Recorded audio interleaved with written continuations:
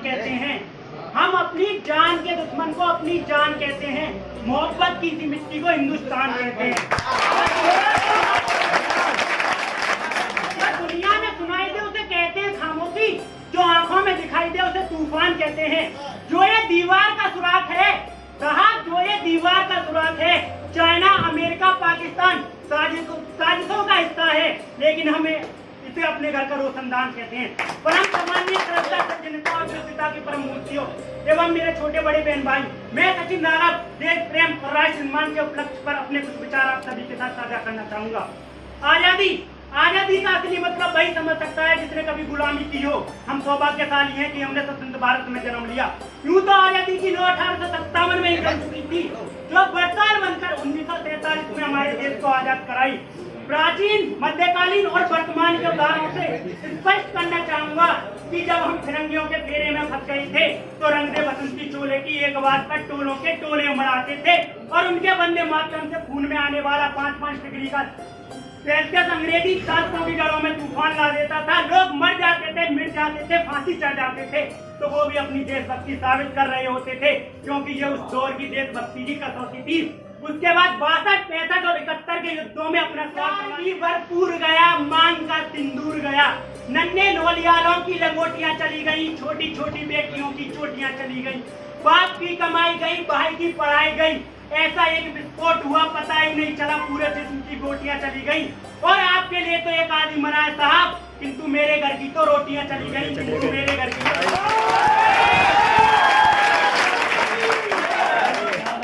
हालात पैदा हो जाने के बावजूद एक माँ अपने जवान बेटे को सड़क पर दुश्मनों की धज्जियां उड़ाने के लिए भेज देती थी और उसे पत्र लिखाकर भेजा करती थी कि अम्मा ने खत लिखा है बड़े ही चाव से, पुत्र मेरे ना घबरा जाना, 1 इंच भी पीछे ना हटना, चाहे इंच कट जाना, चाहे इंच कट जाना।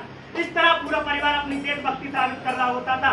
सब देश बलिदान मांगता था, सब देश मर जाने को कहता था, मिट जाने को कहता था, फांसी चढ़ जाने को कहता, किंतु आज देश मर जाने को नहीं कहता, मिट जाने को नहीं कहता, फांसी चढ़ जाने को नहीं कहता।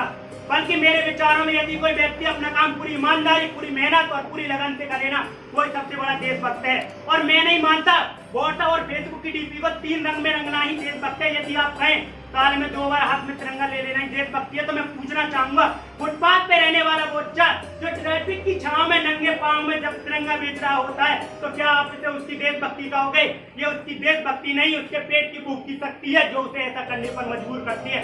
न मस्जिद को जानते हैं, न दीवारों को जानते हैं, न मस्जिद को जानते हैं, न दीवारों को जानते हैं। जो पेट के भूखे होते हैं वो सिर्फ भोजन के निवालों को जानते हैं, भोजन के निवालों को जानते हैं। अपने समाज की आशाओं को बांधे रखना ही है देशभक्ति।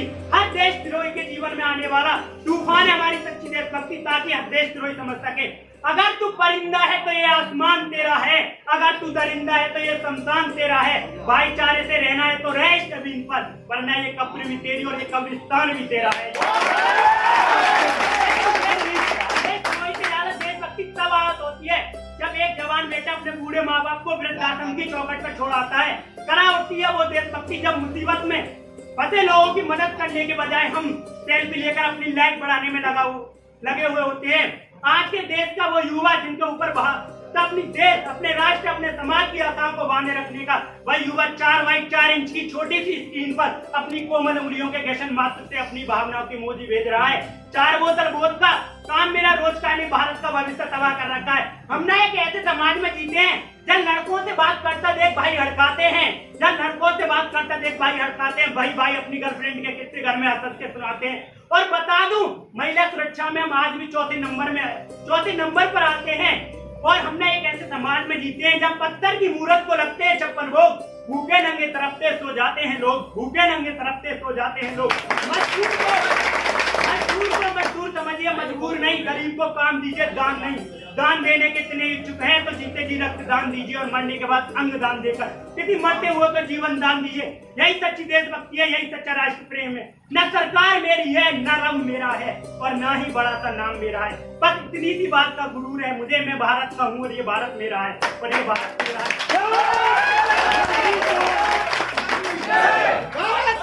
एक बेचारी बीमारी भी मुझे अपने समाज में नजर आती है। कहा जाता है कि हम कहा जाता है कि यहाँ हिंदू पैदा होते हैं, मुस्लिम पैदा होते हैं, सिख और ईसाई भी पैदा होते हैं, लेकिन बदकिस्मती से अच्छे इंसान भी पैदा होते हैं। और मेरे विचारों में न हिंदू की जरूरत है न मुसलमान की जरूरत है।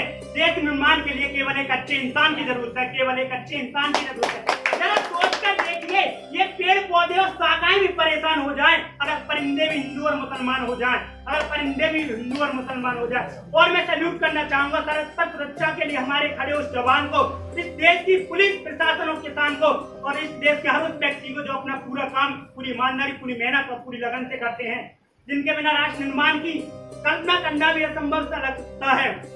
और अंत में मैं बस इतना ही कहना चाहूंगा कि मेरा हिंदुस्तान मान था, मान है, मान रहेगा।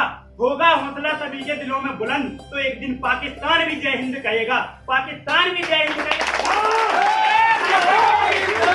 सारा जहान जय हिंद कहेगा, क्योंकि सारे जहां से अच्छा हिंदुस्तान। हम बुलबुले हैं इसके, जय हिंद।